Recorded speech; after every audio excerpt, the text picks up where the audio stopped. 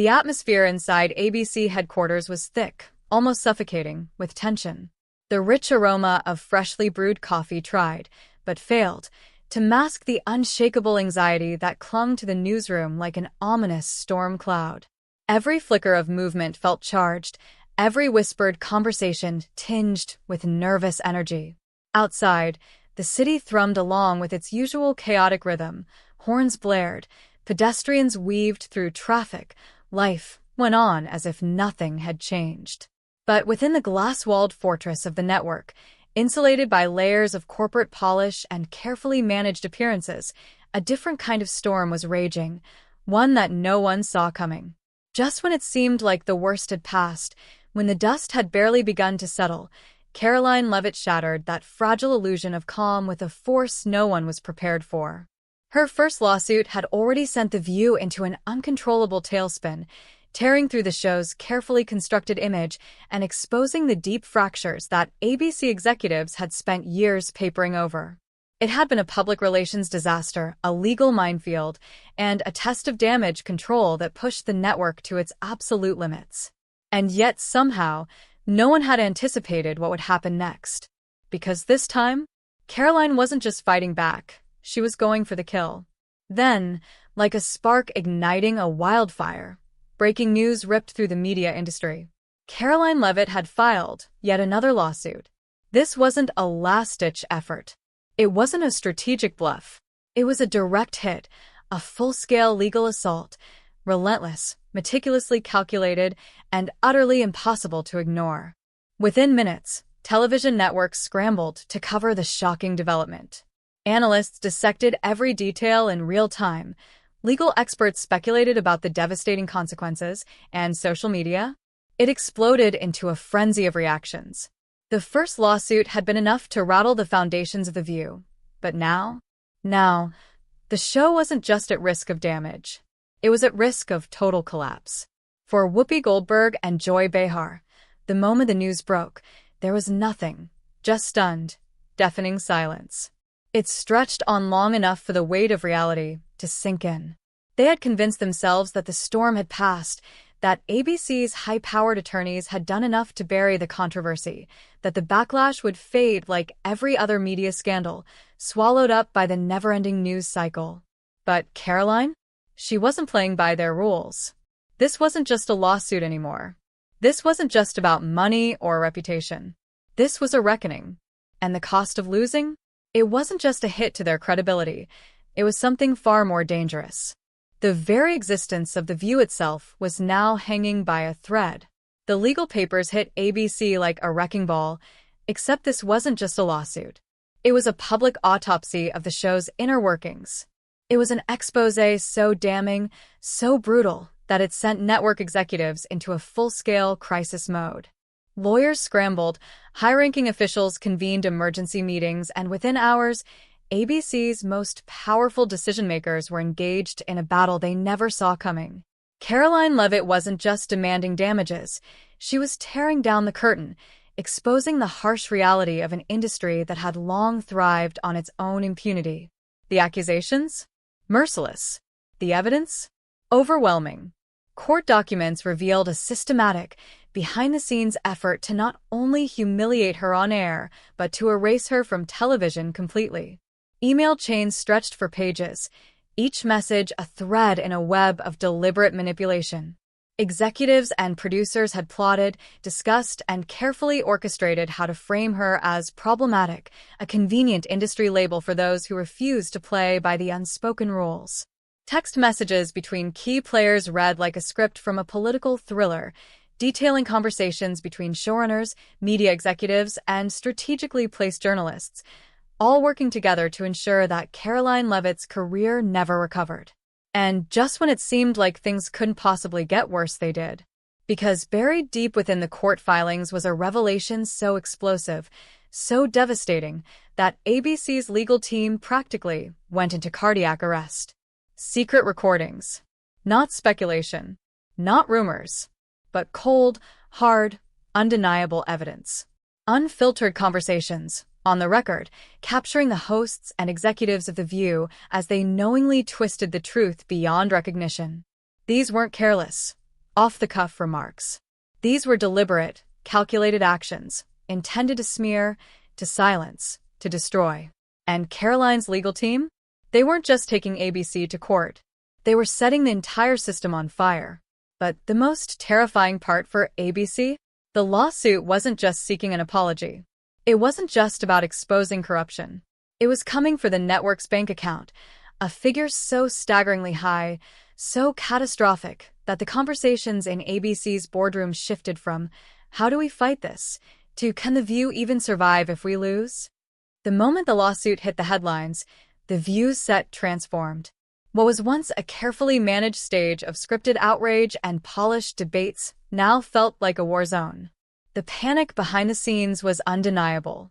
Producers flipped frantically through legal documents, desperately searching for a way out, as if the answer to their nightmare could be found buried in the fine print.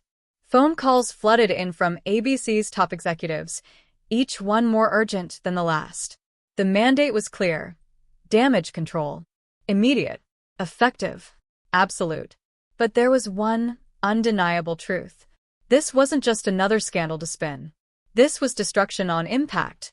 Backstage, Whoopi Goldberg had just stepped into the green room when her phone vibrated. One glance at the caller ID sent a chill through her.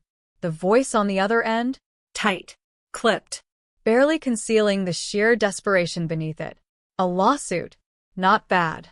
Catastrophic. The kind that didn't just shake up a network. The kind that could take the whole ship down. For a moment, she just stood there, her face an unreadable mask, as if the weight of the news hadn't fully settled yet. Then, with a sharp turn on her heel, she strode straight toward her dressing room, her footsteps heavy with frustration. The door slammed behind her with enough force to send a shudder down the hallway. Joy Behar's reaction, on the other hand, was almost comedic, at least at first. With an exaggerated wave of her hand, she dismissed the mention of the lawsuit like it was nothing more than another manufactured controversy, another desperate grab for attention. Rolling her eyes, she barely even looked up from the show notes in front of her. "Oh, please," she scoffed, flipping a page with feigned indifference. She's just starving for relevance. Classic conservative grift. But then she actually read the lawsuit. And suddenly, the smug amusement that had dripped from her words curdled into something darker. It was all there. Page after page of brutal, undeniable allegations, backed by mountains of evidence. This wasn't just some frivolous defamation claim. This was a meticulously constructed case that outlined, in painstaking detail, an entire coordinated effort to sabotage a woman's career. Emails, text messages, insider testimony from people willing to speak under oath. Her hands trembled slightly as she set the legal documents down. Her fingers twitched toward her phone, her mind racing. She needed to make some calls. Meanwhile, across the studio, the pre-show production meeting was unraveling fast. Sunny Hostin wasted no time confronting the producers. Her voice was sharp, cutting through the frantic room with an intensity that made even the assistant director flinch. "How long have you known?" she demanded, eyes flashing with barely contained fury. Silence. "Because if this has been in the works for weeks and no one warned us, we have a serious problem." Across the table, Alyssa Farah Griffin remained silent. She had seen this kind of chaos before, witnessed the cracks forming behind the show's carefully curated image. This time, she wasn't going to defend them. Not when the writing on the wall was so clear. Sarah Haynes sat stiffly in her chair, her eyes darting down to her phone every few seconds, refreshing news feeds with a sinking sense of dread. Maybe, just maybe, there would be some last-minute development, some legal loophole, some miracle that would make this all disappear. Spoiler, it wouldn't. Outside the chaos of the studio, ABC's corporate offices were in freefall. For years, The View had been a high-risk, high-reward machine. Controversy fueled its ratings, kept it relevant, kept audiences engaged. But now? Now, the math wasn't adding up anymore. If Karoline won this case, if even half of what was in those legal documents held up in court, the payout wouldn't just be painful. It would be crippling. Behind closed doors, in whispered conversations no one wanted to have, Executives were asking a question they never thought they'd ask. At what point does this show stop being worth the cost? And for the first time in years, no one had an answer. The cameras had barely stopped rolling when Whoopi Goldberg stormed off set, her face a mask of carefully controlled fury. But by the time she reached her dressing room, that control snapped. The door slammed shut, so hard the walls rattled. Inside, she paced, phone in hand, her thumb jabbing at the screen as she fired off one frantic message after another. Calls went out.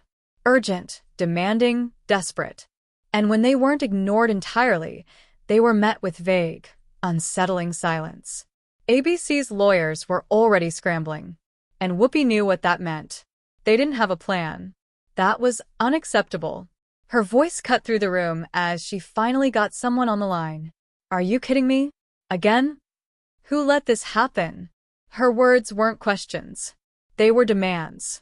Somewhere, someone had dropped the ball, and she was going to find out exactly who. Her frustration boiled over as she ranted into the phone, blaming ABC's legal team for failing to contain Karoline the first time, blaming the producers for keeping her in the dark, but most of all, she blamed Karoline Leavitt herself. She's dangerous, Whoopi hissed, voice laced with venom. She's vindictive. And she is hellbent on burning this show to the ground. But beneath the outrage, beneath the fury, beneath the fire in her voice, there was something far more dangerous. Fear. Because Whoopi had been in this industry long enough to recognize a losing battle.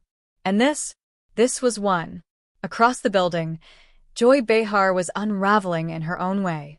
At first, she had laughed it off, brushed it aside, waved it away like some ridiculous tabloid rumor. But then she saw the lawsuit.